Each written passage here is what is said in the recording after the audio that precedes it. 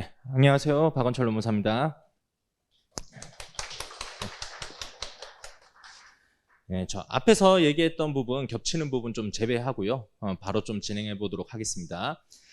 저는 제 소개하는 페이지를 안 가져왔는데요. 네, 저는 지금 현재 그 고려대에서 사회법 석사 과정에 재학 중입니다. 수료는 했고요. 논문 쓰고 있는데 저도 여러분과 마찬가지로 교수님께 계속 지도받고 평가받고 있는 입장입니다. 그러다 보니까 교수님들이 어떤 점을 좀 강조하고 어떤 내용의 답안을 더 선호하시고 이런 내용들을 좀 잘 알 수 있겠죠. 그리고 저는 공인노무사 시험은요. 2010년에 합격했습니다. 그래서 19회 노무사이고요. 지금은 수험 강의는 예전부터 좀 했었는데 예전에는 제가 그 직장 생활하고 병행을 좀 했었어요. 그러다가 최근에 와서 제가 이제 개업을 좀 했습니다. 그러면서 강의에 좀 더 집중을 하고 있는 상황입니다. 그러면 바로 공부 방법론 말씀을 좀 드려보면요. 일단 여기 계신 분들이 분명히 지금은 이제 1차 합격하셨고 그 다음에 열심히 공부해보겠다라는 생각으로 오셨을 것 같아요. 근데 마음속으로는 또 약간 이거 2차를 어떻게 공부해볼까 이런 좀 고민이 있으실 것 같아요. 그러면서 뭐 인터넷에 보면 카페에 보면 그런 얘기 많잖아요. 지금 뭐 2차 시험 바로 준비하기보다는 연기부터 해라. 뭐 1기부터 차근히 해라. 뭐 이런 얘기들 쭉 있죠. 그래서 제가 동차 강의가 중요하다. 이런 말씀 먼저 드리려고 합니다. 자, 처음에 마음가짐은요. 여러분들 질문 내용 중에 이런 게 있었어요. 지금 준비해서 합격할 수 있을까요? 이렇게 물어보시는 분들이 있었어요.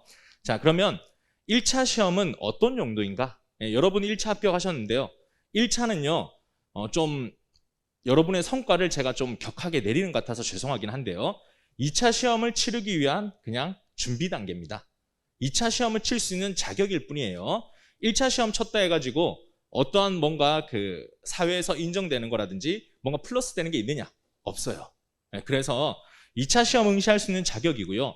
그리고 1차 합격하고 주어지는 특전이라고 한다면 2차 시험을 2번 치를 수 있습니다. 올해 치르실 수 있고 내년도에 한 번 더 치르실 수 있습니다. 그러면 이 기회를 힘들게 쟁취하셨는데 그런데 올해를 그냥 흘려보내신다. 그러면 여러분께 주어진 이 2번의 기회 중에 한 번은 날리는 거죠. 굉장히 아까운 겁니다. 그렇기 때문에 여러분들이 지금 얻으신 게 있다면 제대로 활용을 해보셔야 된다. 이렇게 말씀드리고 싶어요. 그러면 지금 남은 기간 동안 여러분들의 선택지가 뭐가 있을까? 남은 기간 동안 첫 번째는 체력을 회복하시고 추억을 만드는 방법이 있겠죠. 지금까지 이제 벼락치기 하셨을 거고 힘들게 객관식 준비하셨으니까 이제 좀 체력적으로 힘드실 거예요. 잠도 충분히 주무시고요. 요즘 또 여행 제한 풀렸죠. 제주도 갔다 오시고 바닷가 보시고 호캉스 다녀오시고 이렇게 보내실 수도 있죠. 근데 그렇게 해서 남는 게 뭐가 있을까요? 또 두 번째 선택지는요. 내년도 시험을 위한 준비라는 겁니다. 얘기 들어보니까 막판에 되니까 팔이 아프다고 하더라. 근육이 막 녹아내린다더라. 그래서 근육을 키워야 되겠다. 뭐 헬스장 등록하시고 필라테스 공부하시고 이렇게 해서 체력적으로 근육을 다 만들어 놓으세요. 그 다음에 노동법도 경영학도 교수님 기본서 있으니까 기본서를 충분히 공부하고 오겠다. 그렇게 해서 준비하실 수도 있어요. 근데 이것도 올해 한 번의 기회를 날려버리죠. 그럼 현실적으로 자 여러분들이 뭐 중고등학생 그리고 대학생 때 공부해 보셨을 겁니다. 시험이 당장 다음 주에 있어요. 그럼 뭘 하실 거냐?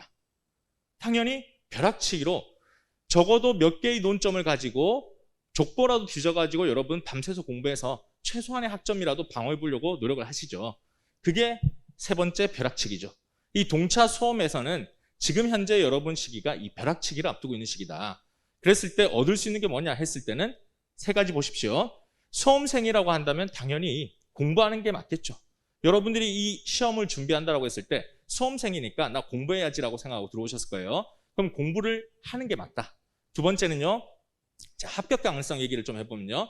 여러분들이 올해 합격할 수 있을까? 라고 했을 때 공부를 하지 않으면 합격 가능성은 제로입니다. 근데 최소한의 공부라도 하셨을 때 그리고 여러분들이 준비한 내용들이 시험에 나왔다라고 한다면 합격 가능성은 좀 더 올라갈 수가 있겠죠. 세 번째, 경쟁 우위라고 썼는데요. 이거는 죄송스럽지만 내년도까지 말씀을 드린 겁니다. 올해 만약 찍어서 공부한 게 다 나왔다. 합격하실 수 있겠죠? 올해 합격 못한다 하더라도 여러분들이 이 시험의 끝까지를 가봤다는 거예요. 끝까지 가보셨기 때문에 여러분들이 내년에 준비하실 때는 이 시기에는 뭘 해야 되고 암기는 어떤 걸 해야 되고 시험장에 답안지 쓸 때는 뭘 써야 된다. 이런 걸 아실 수가 있다는 거죠. 그렇기 때문에 공부를 하는 게 맞다. 시험장에 갈 수 있는 공부를 하는 게 맞다. 이렇게 말씀드리고 싶고요. 또 마음가짐 두 번째로 공부를 그럼 하고는 싶은데 어떻게 해야 되는지가 막막합니다. 이렇게 물어보세요. 여러분들이 말씀하시는 공부란 건 뭘까?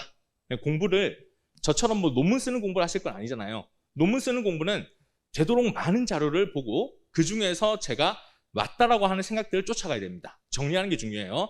근데 여러분들은 수험을 준비하시잖아요. 수험은 시험 문제에 맞춰가지고 제대로 된 답을 구성해야 됩니다. 그렇기 때문에 실제 답안을 작성해 보고요.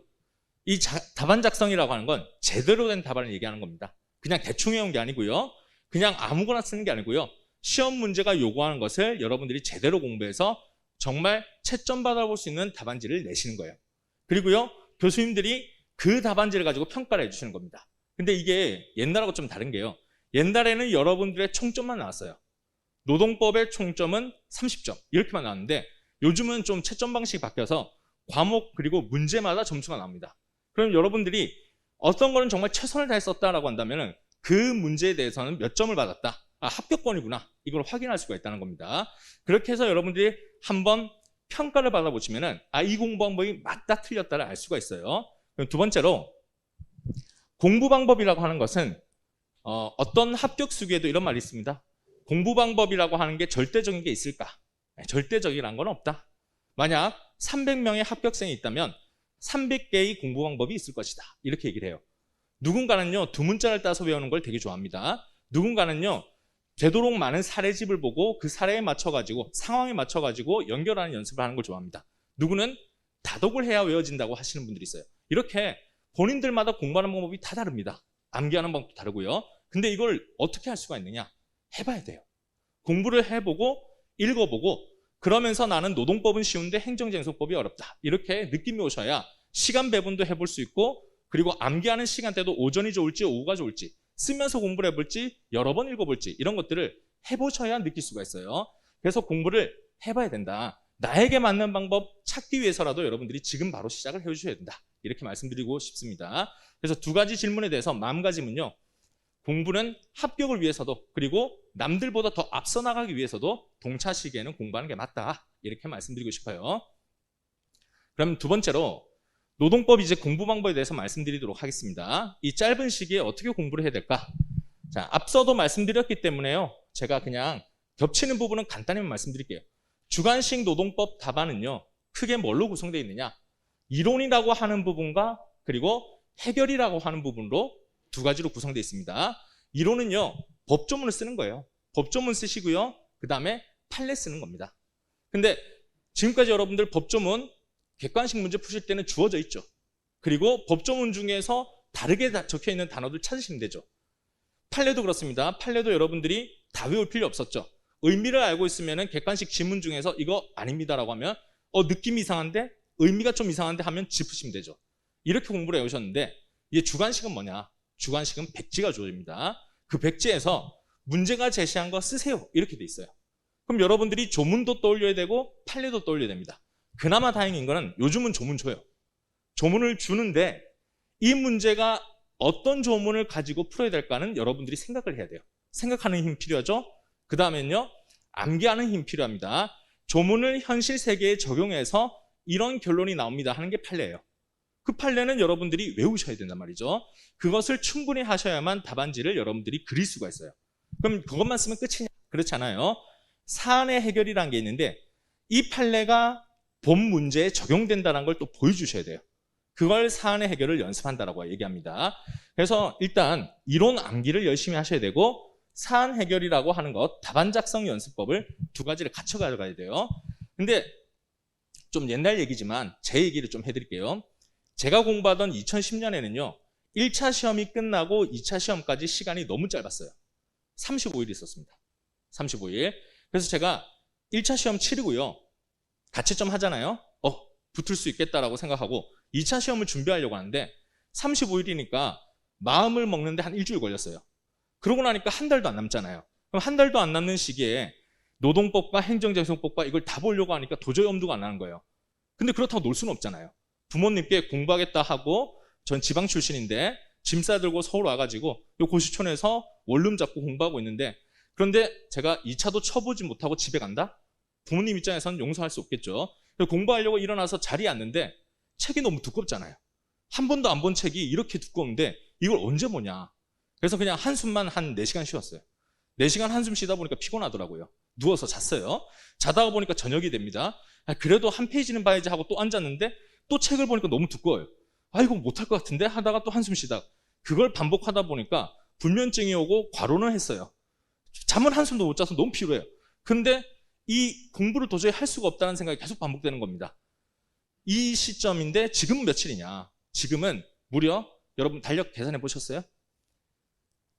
해보셨죠? 네, 110일 정도 남았어요. 그러면 제가 공부할 때보다 3배예요. 꼰대 같죠? 너 때는 좋다, 세월이 좋지 않냐 이런 얘기를 하는 게 아닙니다.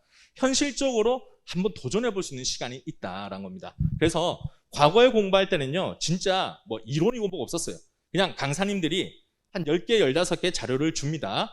이거 외우세요 하는 거예요. 그럼 무슨 말인지도 모르고 글씨라고 생각하지 않고 그림이라 생각하고 외웠어요. 그냥 달달달달 외워가지고 무슨 뜻이냐 물어보면 말을 못해요. 하지만 이렇게 생긴 걸 쓰고 있었어요. 그렇게 공부를 했는데 문제는 이렇게 공부를 했더니만 이론 암기 답안 작성을 한다고 했는데 시험장에 가니까 엉망진창이 됩니다. 문제가 딱 나왔는데 제가 외웠던 거하고 다르게 생긴 게 나왔어요. 그러면은 하나도 못 쓰는 거예요. 예를 한번 들어드리면요, 해고 서면 통지라고 하는 거 여러분들 알고 계시죠? 해고할 때는 서면으로 통지해야 된다, 이렇게 근로기준법 제27조에 있는 거 알고 계시죠? 요게 문제를 외웠습니다. 근데 시험장에 갔더니만 이메일로 해고를 통지하면 정당한가 이렇게 물어봤어요. 해고 서면 통지 중에서 이메일이 가능한지가 논점이 있죠. 근데 이메일하고 서면하고는 다르게 생겼죠. 그러니까 못 쓰는 거예요. 이메일이 해고 서면 통지하고 무슨 연관이 있는지를 모르고 못 쓰는 거예요. 이렇게 될 정도로 아예 형태만 보고 따라가다 보니까 의미를 도저히 이해하지 못해가지고 답안지를 못 쓰는 경우가 있다는 겁니다. 그럼 뭘 해야 될까? 그래서 작년과 다르게, 그리고 제가 공부할 그 시기와 다르게 동차반의 강의가 지금 달라진 게 이렇게 진행되고 있다는 겁니다. 맨 처음에는 이해를 하는 과정이 필요하겠다. 이해하는 과정으로서 전체 주제에 대한 이해도를 업그레이드 시키기 위한 이론 강의를 진행한다는 겁니다. 그래서 지금 강의 커리큘럼에 영상으로 강의를 진행한다라고 되어 있는데 그 영상 강의가 뭐냐? 이해를 돕기 위한 강의를 진행하는 겁니다. 그래서 이 조문이 어떤 거고 판례가 어떤 거고 이런 문제는 어떤 경우에 적용된다는 것들을 상세하게 설명드려요. 이렇게 이해를 돕기 위한 강의를 하고요. 그럼 두 번째, 이론과 암기를 진행해야 되겠죠. 이거는 중요도 높은 주제를 선별하고 답안에 반드시 써야 할 내용을 이제 연습을 하시는 겁니다. 근데 이 시기는 어떻게 할 거냐? 이 시기는 제가 강의 기획서에 보여드렸듯이 일단 강의 다 듣고요. 다 듣고 난 다음에 체계가 뭐고 의미가 뭐고 이 다른 단어가 뭐다라는 걸 알고 나신 다음에는 그 다음 8월 이후부터 이제 진행할 거예요. 그래서 핵심 자료를 뽑아드릴 거고 그 자료를 보시면서 여러분들이 따라오시는 겁니다. 이게 중요했구나. 답안지 이거 쓰는 거구나. 이걸 뒤늦게 하겠다는 겁니다. 그 다음에 답안 작성은요, 사례풀이 연습을 해봐야 되겠죠. 제가 쓰라고 한 대로 썼다. 그런데 하더라도 여러분들이 100을 주면은 희한하게 50만 써요.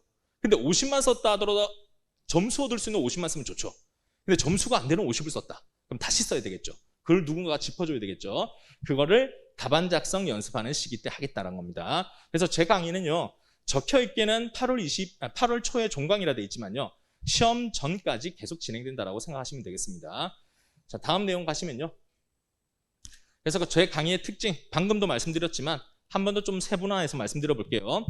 강의 진행 방식은 이해를 돕기 위해서 진행할 겁니다. 그 이해를 돕기 위한 거란 건 1차 때는 여러분들이 다 몰라도 맞출 수 있어요. 객관식의 특징이죠. 몰라도 이 단어가 있으면 틀렸다.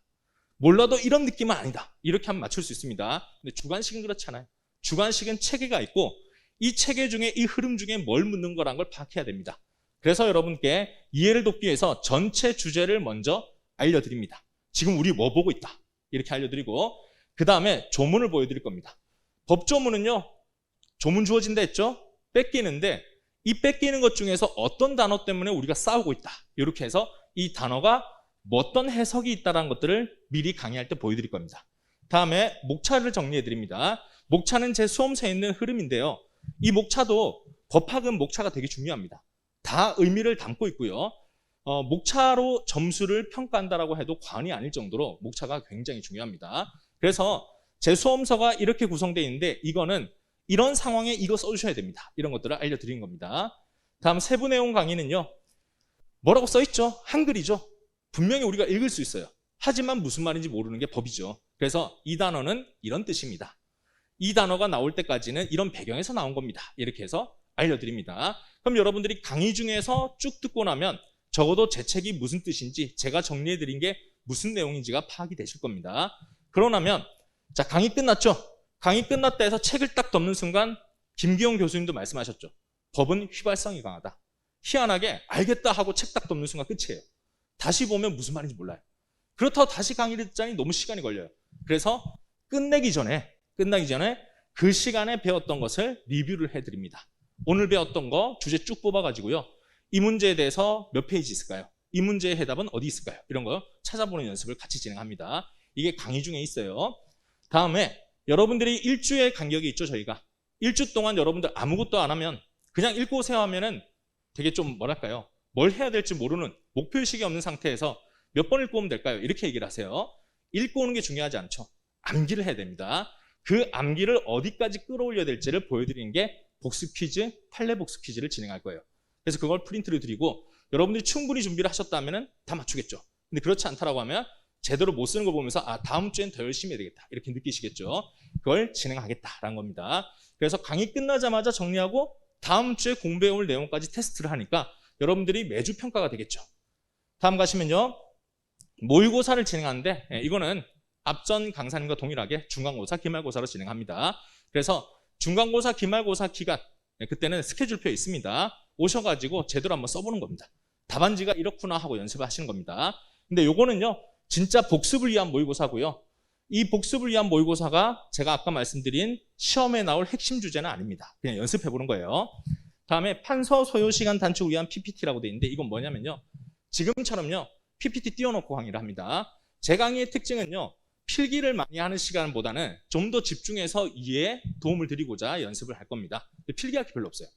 그래서 자칫하면 좀 졸 수도 있는데요. 그러지 않도록 제가 최대한 집중할 수 있도록 그래서 PPT 이 내용 가지고 흐름을 계속 보여드릴 거니까 여러분들이 머릿속에서 잠시 딴 생각을 했다가 돌아오셔도 충분히 이해를 따라갈 수 있도록 연습을 할 겁니다.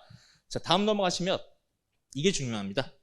2022년 시험 대비 핵심 사례 문제 제공하겠다라고 했죠. 이것도 강의 계획서에 써 있는데 아까 말씀드렸던 내용입니다. 8월 초에 종강입니다. 종강되고 난 다음에 약 한 달 동안 여러분들이 아무것도 하지 않는다. 되게 두려우시죠?